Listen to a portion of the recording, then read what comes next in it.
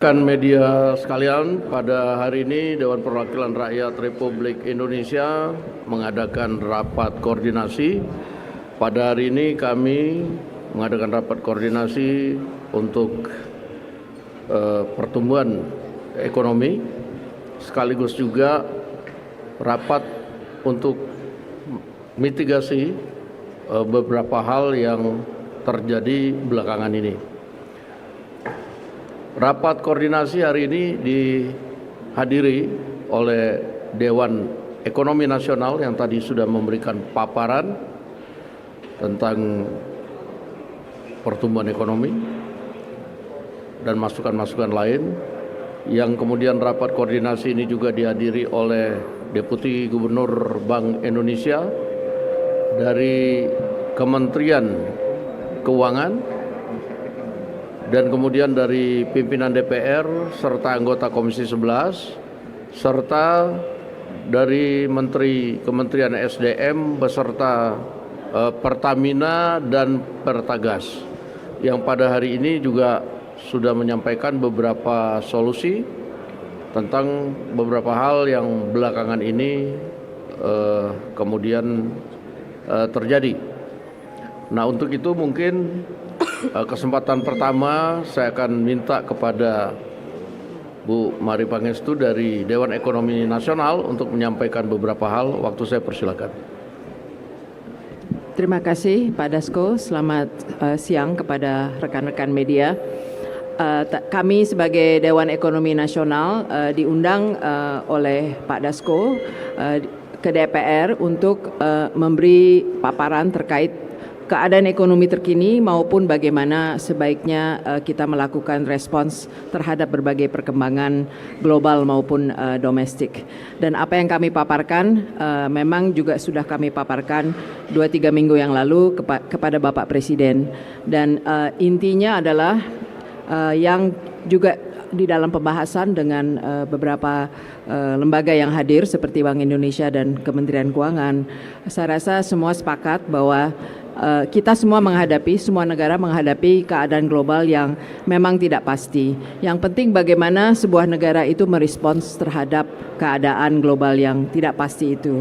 Dan ada kesepakatan saya rasa yang tercapai bahwa yang penting adalah menjaga kestabilan makroekonomi di jangka pendek.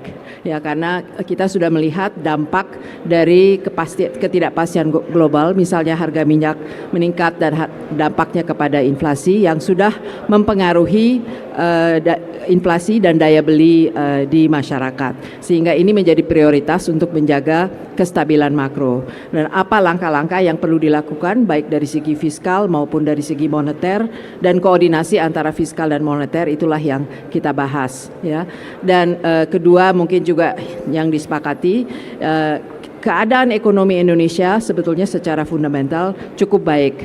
Namun kita memang menghadapi pelemahan rupiah yang lebih daripada peers kita. Berarti kita juga harus mewaspadai bagaimana menjaga isu confidence dan trust, ya. Dan itu tidak tentu terlepas dari kaitannya dengan kebijakan-kebijakan yang akan diambil oleh masing-masing lembaga yang bertanggung jawab secara teknis untuk melakukan hal itu. Pembahasan berjalan dengan baik dan saya rasa ini forum yang baik untuk melakukan tukar pikiran antara kita semua, karena kita ingin tentunya ekonomi Indonesia maju. Terima kasih. Baik, terima kasih. Bu Desri, Deputi Gubernur Senior BI, silakan. Baik, terima kasih. Assalamualaikum warahmatullahi wabarakatuh. Tentunya kami berterima kasih juga kepada Pak Dasko yang telah memberikan kesempatan juga pada kita. Seperti pertemuan ini sebenarnya pertemuan rutin, merupakan koordinasi khususnya antara fiskal dan moneter. Dan dari kami seperti tadi yang disampaikan oleh Ibu Mari, bahwa dalam situasi ketidakpastian global yang sangat tinggi, maka kami di Bank Indonesia tentunya perlu membuat suatu kebijakan yang sifatnya memang jangka pendek untuk mencapai stabilitas. Dalam hal ini adalah kita bicara nilai tukar. Dan kebijakan tentu satu nilai tukar dan kedua likuiditas. Nah, untuk nilai tukar mungkin dari teman-teman media juga sudah aware bahwa dalam 1 bulan terakhir ini kami memang sudah menaikkan BI rate kami sebesar 100 basis point, sehingga sekarang berada di posisi 5,75%. Dan yang terjadi kemudian adalah repricing atau penyesuaian harga, baik itu untuk instrumen yang diterbitkan oleh Bank Indonesia ataupun oleh pemerintah, yaitu SRBI dan SBN, di mana dalam satu bulan di bulan Juni ini telah terjadi inflow yang cukup signifikan, sehingga secara year to date dari Januari hingga akhir Juni tanggal 26 yang lalu, inflow yang masuk untuk di portfolio SBN dan SRBI kita itu sudah mencapai sekitar 9 miliar US dollar. Jadi itu pertama, tentunya confidence dari offshore yang tentu juga akan tercermin dari confidence di masyarakat kita di Indonesia. Yang kedua, untuk likuiditas, tentunya Bank Indonesia juga akan terus menjaga likuiditas di pasar dengan berbagai instrumen yang kami miliki. Sebagai contoh untuk likuiditas di operasi moneter kami, kalau kita lihat di akhir bulan Mei, ekspansi yang kami lakukan sekitar 600 triliun, maka di akhir bulan Juni ini kami sudah melakukan ekspansi hingga 1.000 triliun. Khusus itu untuk menjaga likuiditas agar tidak terjadi gejolak harga di pasar uang dan pasar falas kita. Demikian mungkin yang kami bisa sampaikan. Terima kasih, Pak. Terima kasih Bu Destri. Wakil Menteri Keuangan Pak Yuda, waktu saya persilakan. Bismillahirrahmanirrahim. Assalamualaikum warahmatullahi wabarakatuh. Rekan-rekan media, mungkin ada dua hal yang ingin saya sampaikan. Yang pertama tadi dibahas bahwa kondisi fiskal itu masih sangat terjaga dengan baik.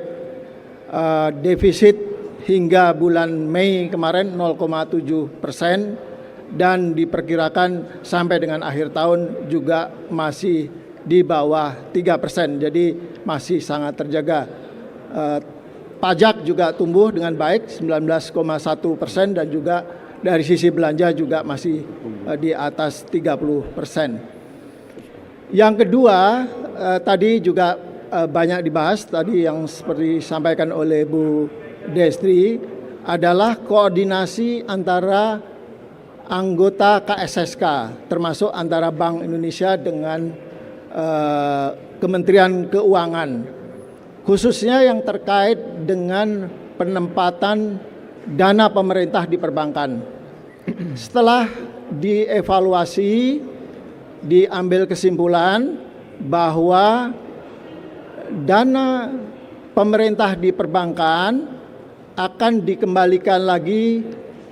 Yang kemarin 281 triliun akan dikembalikan lagi 281 triliun dan diperpanjang hingga akhir 2026, Desember 2026. Di samping itu ada tambahan 100 triliun sebagai standby in case diperlukan dan memang perbankan masih memerlukan likuiditas untuk menyalurkan kredit.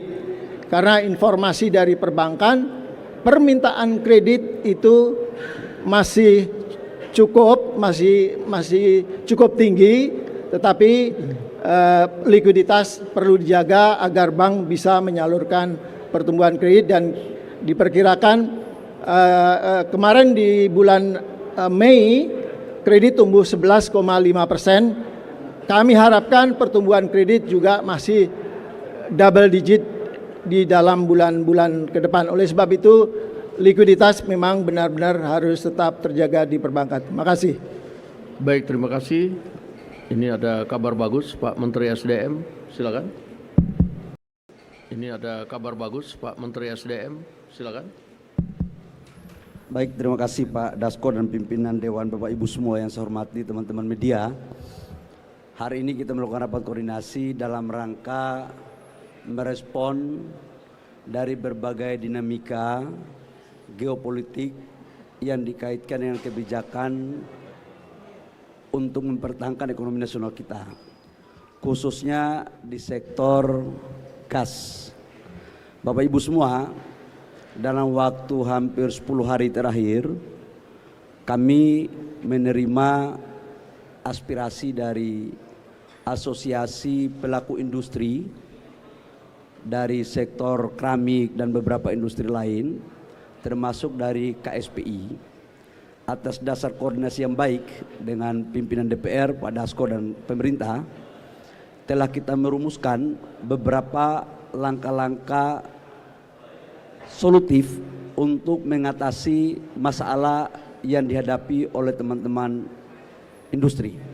Pertama adalah kami berpandangan memastikan keberlanjutan lapangan pekerjaan itu merupakan bagian daripada tanggung jawab pemerintah.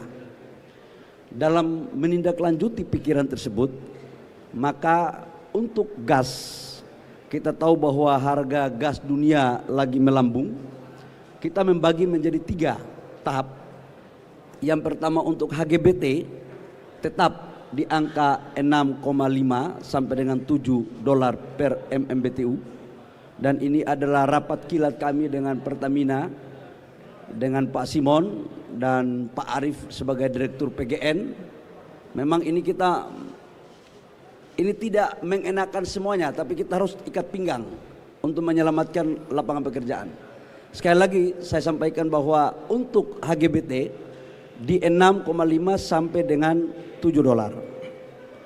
Untuk gas pipa industri yang non HGBT tetapi industrinya atau kilangnya, sumurnya ada di wilayah Jawa, itu tetap di angka 9,6 dolar per MMBTU. Yang terjadi sekarang itu adalah karena terjadi penurunan produksi dari kilang-kilang kita yang ada di Jawa Barat. Jawa Timur nggak ada isu. Di daerah Barat yang mengcover Jawa Barat, Banten dan DKI, maka yang terjadi adalah mempergunakan LNG. LNG ini diambil dari wilayah Papua, Sulawesi, Kalimantan dan beberapa daerah luar Jawa lainnya. Kemudian harganya naik sampai dengan harga di pasaran itu 20 sampai dengan 23 dolar per mm. Itulah yang menjadi penyebab kenapa teman-teman dari sektor industri meminta pemerintah harus turun tangan. Atas dasar arahan Bapak Presiden berkepentingan betul untuk menjaga industri dan lapangan pekerjaan, maka kami diperintahkan masukan dari industri itu kurang lebih sekitar 15 sampai 16 dolar per mm. Tapi setelah kita menghitung dan kami sudah pergi Bapak Presiden, diturunkan menjadi 13 dolar per mm. Jadi dari 20 sampai 23 dolar per mm sekarang diturunkan menjadi 13. Teman-teman semua, kenapa ini terjadi? Karena memang untuk LNG kenapa harganya tinggi? Dia itu diambil dari daerah-daerah yang butuh kos transportasi. Kemudian dilakukan regasifikasi ulang. Kemudian baru dikirim lewat pipa. Itulah biaya yang timbul. Nah, sementara sumur-sumur yang ada di wilayah Jawa Timur itu produksinya sesuai dengan target lifting, tetapi di dalam sumur-sumur yang ada di wilayah Barat itu terjadi penurunan. Tapi secara akumulasi lifting gas kita itu mencapai target APBN. Karena itu gas tidak kita impor. Jadi masalahnya lah bukan tidak adanya gas, gas ada, tapi harga LNG-nya yang mahal. Jadi kita telah memutuskan untuk LNG industri di harganya 13 dolar per mm. Demikian Pak Dasko yang perlu kami sampaikan kepada publik. Terima kasih. Terima kasih Pak Bahlil. Ini kabar gembira bagi kalangan industri maupun teman-teman dari serikat pekerja yang kemarin mengeluhkan dampak dari harga gas yang naik, gas industri yang naik bisa kemudian menyebabkan PHK. Oke, sebagai penutup saya minta Menteri Sekretaris Negara untuk menyampaikan beberapa hal dari pemerintah. Saya persilakan. Baik, terima kasih. Selamat siang teman-teman media. Terima kasih Pak Dasko dan beserta seluruh pimpinan DPR. Terima kasih Ibu Destri beserta dengan seluruh Deputi Gubernur Bank Indonesia. Kemudian dari Kementerian Keuangan juga diwakili oleh dua Wamenkeu hari ini hadir. Oh, Pak Suhasil Raker ya. Terima kasih juga Pak Bahlil sudah berkenan ikut hadir untuk menyelesaikan permasalahan Gas beserta dengan seluruh jajaran dari Pertamina dan PGN. Ada juga Wamen Perindustrian. Terima kasih Pak Wamen. Baik teman-teman, jadi hari ini sebagaimana biasanya para penanggung jawab perekonomian berkoordinasi, dan hari ini cukup lengkap karena juga ikut dihadiri oleh teman-teman dari DEN yang memberikan pandangan maupun saran-saran. Dan memang karena ini kebetulan juga sedang berlangsung Piala Dunia, ibarat tim sepak bola mengurusi ekonomi juga bagaikan tim sepak bola yang semua harus saling berkoordinasi, semua saling memberi masukan bagaimana mengambil kebijakan-kebijakan mulai dari makro, mulai dari fiskalnya sampai kepada sektor real yang kita hadapi di lapangan. Salah satu contohnya adalah berkenaan dengan masalah kebutuhan gas untuk industri kita. Jadi sekali lagi terima kasih Pak Dasko beserta dengan Bapak Ibu semuanya. Kita berharap koordinasi ini dapat terus kita tingkatkan untuk memastikan seluruh perekonomian dapat berjalan sesuai dengan yang kita harapkan. Demikian yang dapat kami sampaikan. Terima kasih Pak Dasko, terima kasih untuk semuanya. Baik, terima kasih semua atas kehadiran pada rapat koordinasi pada hari ini. Juga teman-teman media, terima kasih atas waktunya. Wassalamualaikum warahmatullahi wabarakatuh.